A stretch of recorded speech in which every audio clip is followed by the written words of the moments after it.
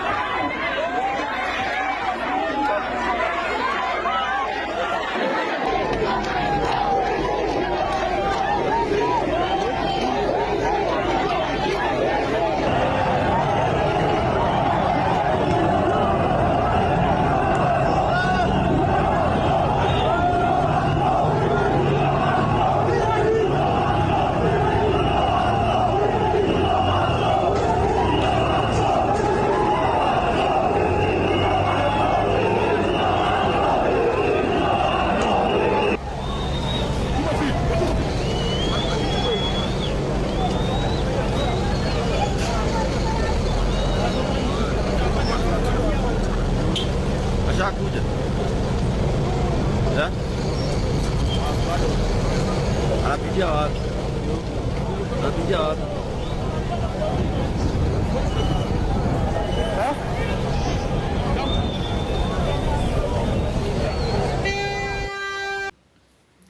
Kama ni umaarufu hana, sijui kama ni sauti ilienda kitambo sana.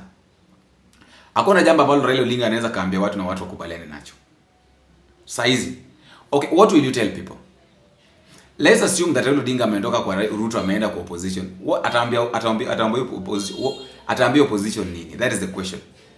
What will Raila Odinga tell opposition? Okay, kwa opposition, who will accept to work with him?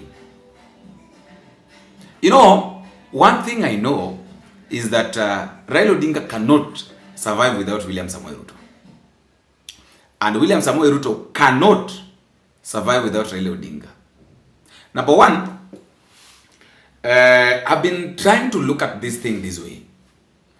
That William Ruto went and convinced the West during the last year's finance bill, the Gen Z's, during the Gen Z's, the 2024 finance bill, 2024-2025 finance bill.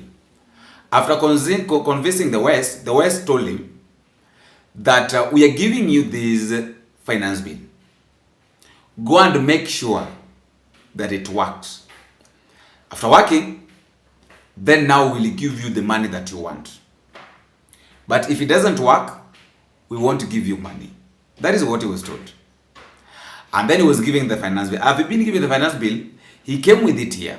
Kenyans realized that what is in that finance bill, they cannot entertain. And then the finance bill 2024-25 failed. So it means, okay, the target was that ikifaulu, William Ruto hatapewa pesa. Because you know very well that, of course, what is normally happening with the West is that they normally wanatakaga the East to depend on them. So wakati ambapo Ruto, the 2024-25 finance bill ili fail, Ruto failed the agreement that they had with the MIF and all that.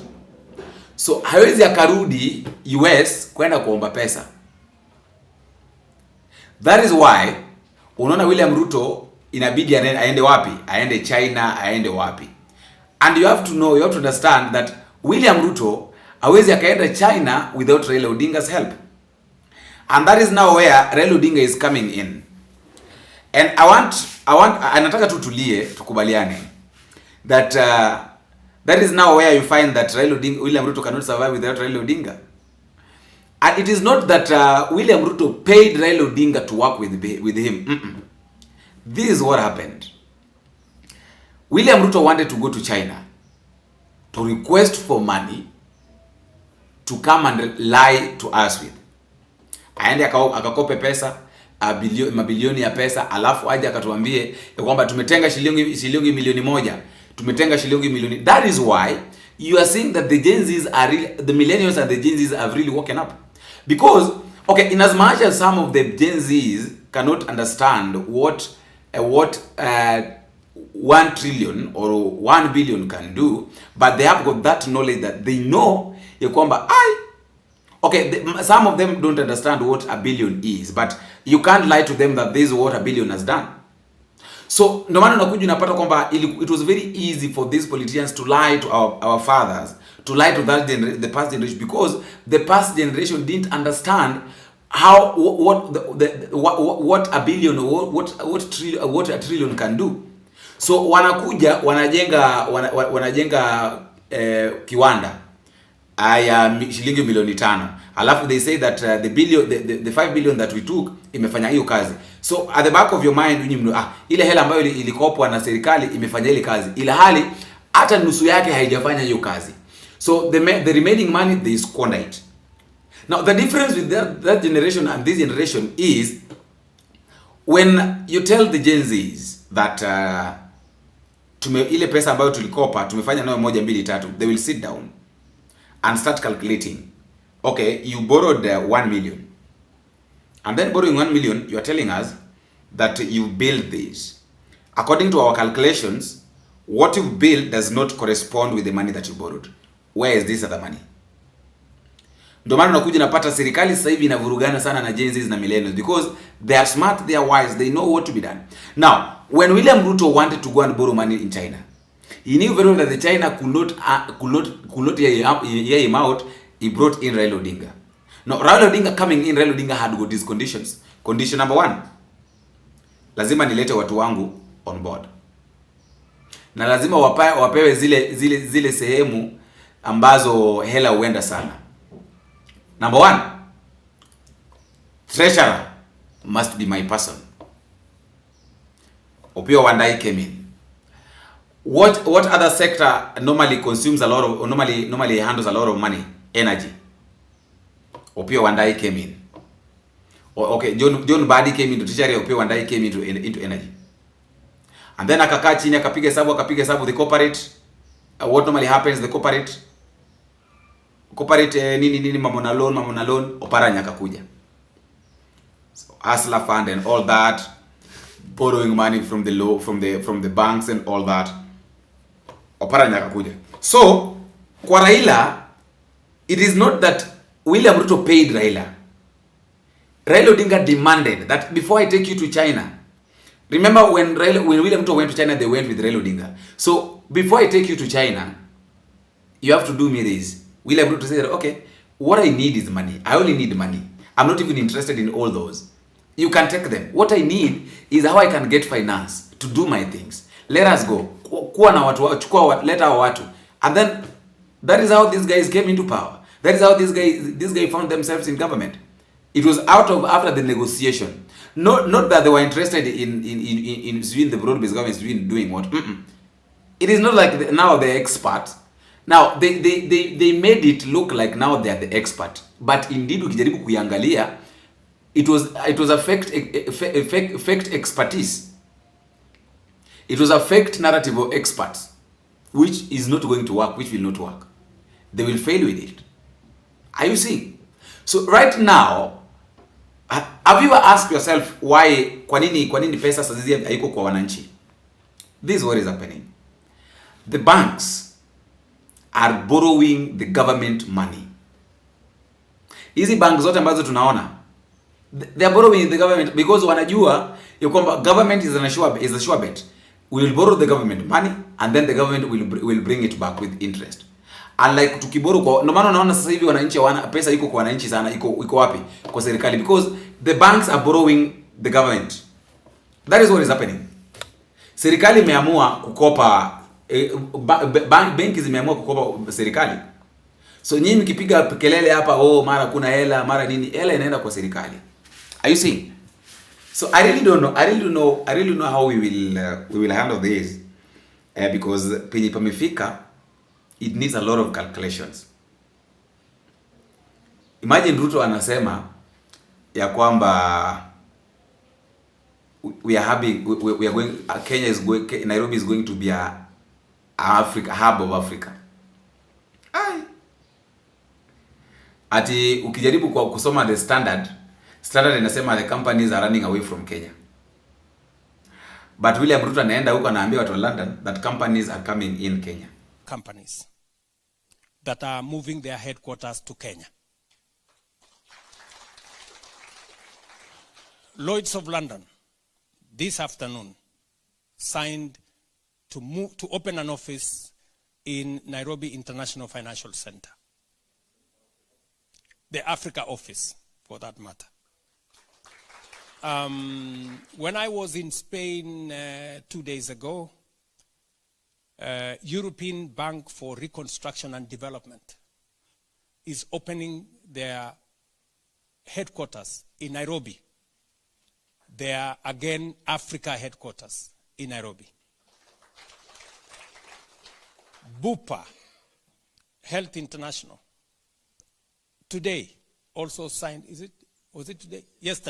Yesterday also signed to open their regional headquarters in Nairobi.